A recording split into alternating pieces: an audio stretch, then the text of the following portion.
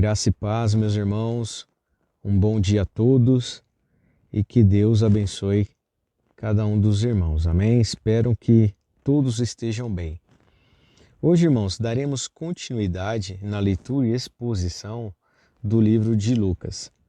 Hoje nos capítulos 2 e capítulo 3, conforme o plano de leitura.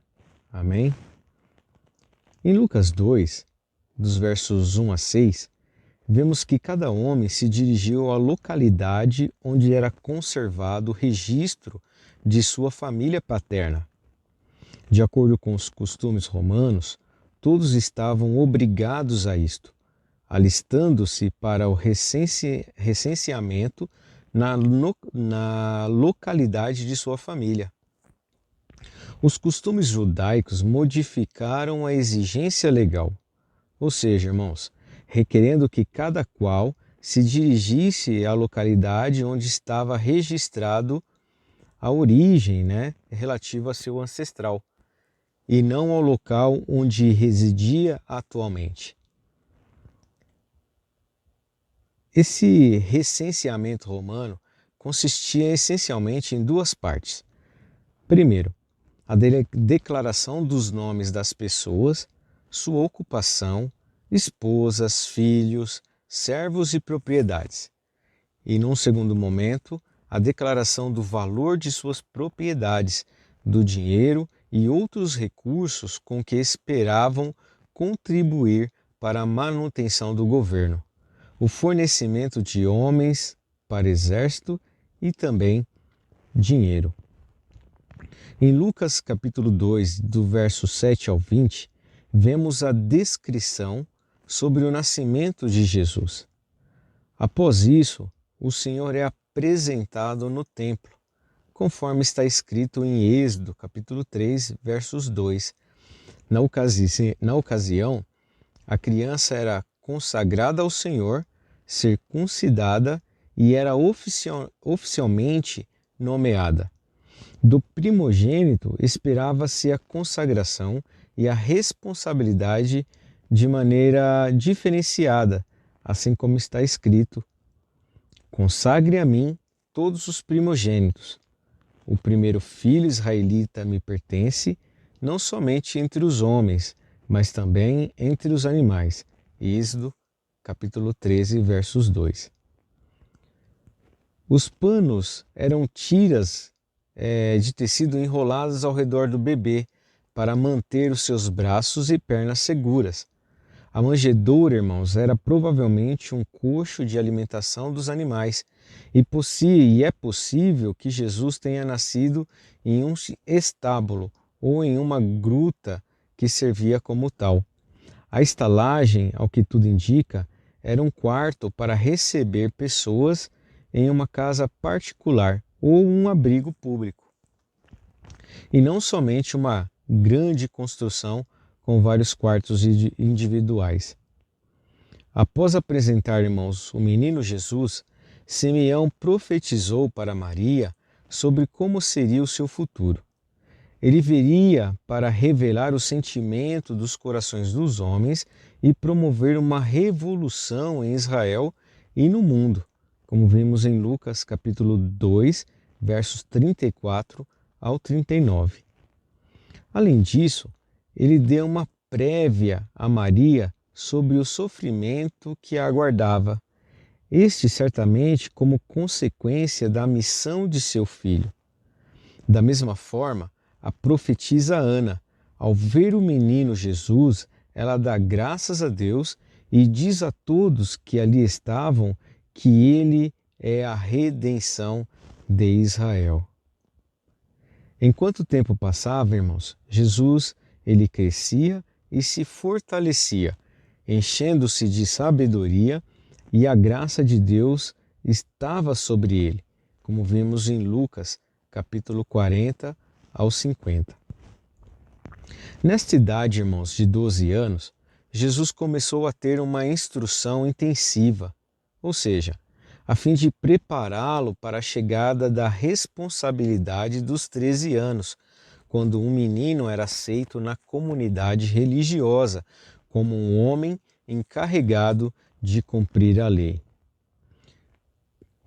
Ainda no capítulo 2, a ida a Jerusalém, todos os anos, como de costume, José e Maria celebravam a Páscoa em Jerusalém.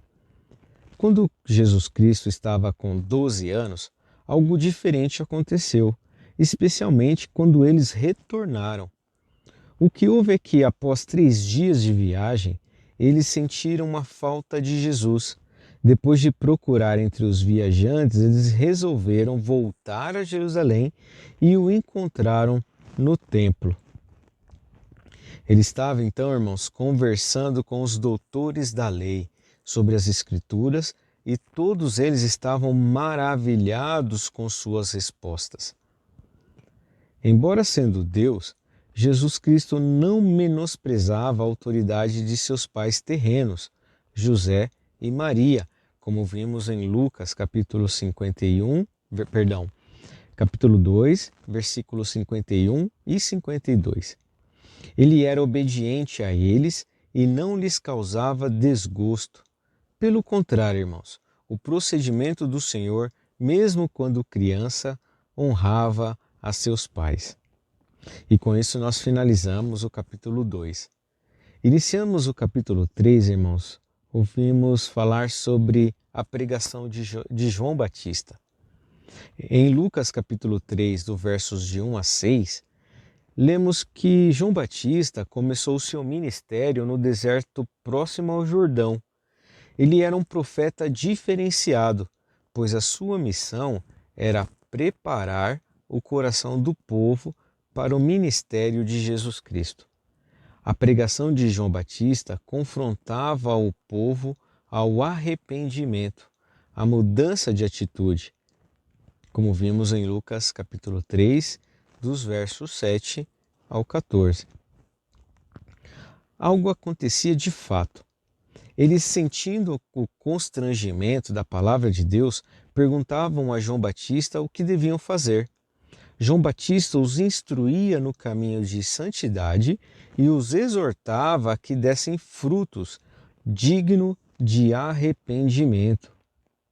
Algo que até hoje é muito importante. Lucas, no capítulo 3, então continua o testemunho de João Batista. Nesse testemunho de João Batista era tão forte e carregado pelo poder de Deus que as pessoas começaram a pensar que ele era o Cristo, como vimos no capítulo 3, versos de 15 a 20. E isso acaba nos surpreendendo bastante, não é verdade, irmãos? Pois João Batista não fez nenhum milagre, contudo, ele era o milagre. Ele era a voz profética para o povo judeu e os demais gentios. João Batista, irmãos, diz que o Messias seria muito maior do que ele. Enquanto eu os batizo com água, ele os batizará com o Espírito Santo e com fogo, como dizia João. Certo dia, enquanto João Batista batizava no Jordão, Jesus Cristo chegou para ser batizado por ele, como vimos em Lucas capítulo 3, versos 21 e 22. No entanto, e finalizando o capítulo 3, irmãos, quando ele foi batizado por João Batista, enquanto ainda orava, o Espírito Santo desceu sobre ele e a voz de Deus, Pai, foi ouvida por todos, dizendo: Tu és o meu Filho amado, em ti me agrado. E eu gostaria, meus amados irmãos, de finalizar o capítulo 3 citando algo interessante, ainda em referência ao batismo de Jesus, que aquele que é mais poderoso do que eu, disse João Batista. Esta é a primeira menção direta a Jesus Cristo feita por João Batista. O batismo desse precursor do Messias era algo menor se comparado ao que estava por vir de Jesus. Ou seja, irmãos, aquele que traria o batismo com o Espírito Santo e com fogo, como vimos em Mateus capítulo 3. Essas duas facetas da obra de Cristo relacionam-se com a sua primeira e também com a sua segunda vinda. A referência ao batismo com o Espírito Santo é feita 7 vezes no Novo Testamento. 4 vezes nos Evangelhos, Mateus capítulo 3, Marcos capítulo 8 e João capítulo 1. 2 vezes em Atos, Atos capítulo 1 e capítulo 11. E uma nas epístolas, 1 Coríntios 12, versos 13. Como consequência da obra de Cristo em sua primeira vinda, os fiéis são inseridos em uma família, aos cuidados do Espírito Santo. Quando Cristo vier pela segunda vez, irmãos, ele virá com o fogo do julgamento.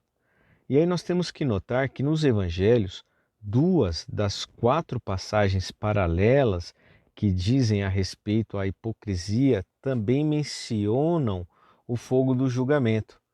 A palha aqui alude às cascas sem utilidade do trigo, que são separadas da porção aproveitadas do cereal com a joeira, uma ferramenta de madeira que levanta os grãos no ar para que o vento possa separá-las. A palha seria queimada, ilustrando aqueles que seriam submetidos ao julgamento. E finalizando o capítulo 3, vimos que a genealogia de Lucas é distinta da de Mateus, embora ambas remontem a Davi e a Abraão. Lucas traça a genealogia de Jesus até Adão, mostrando a importância espiritual de Jesus para todas as pessoas. Mateus exibe a linhagem legal de Davi até José e finalmente até Jesus, enquanto Lucas enfatiza a descendência física de Davi até Maria e depois até Jesus Cristo. Amém, meus irmãos? E com isso nós finalizamos a leitura e exposição dos capítulos 2 e 3 de Lucas. Amém? Que Deus abençoe a todos, uma excelente leitura e até amanhã, meus irmãos. Forte abraço.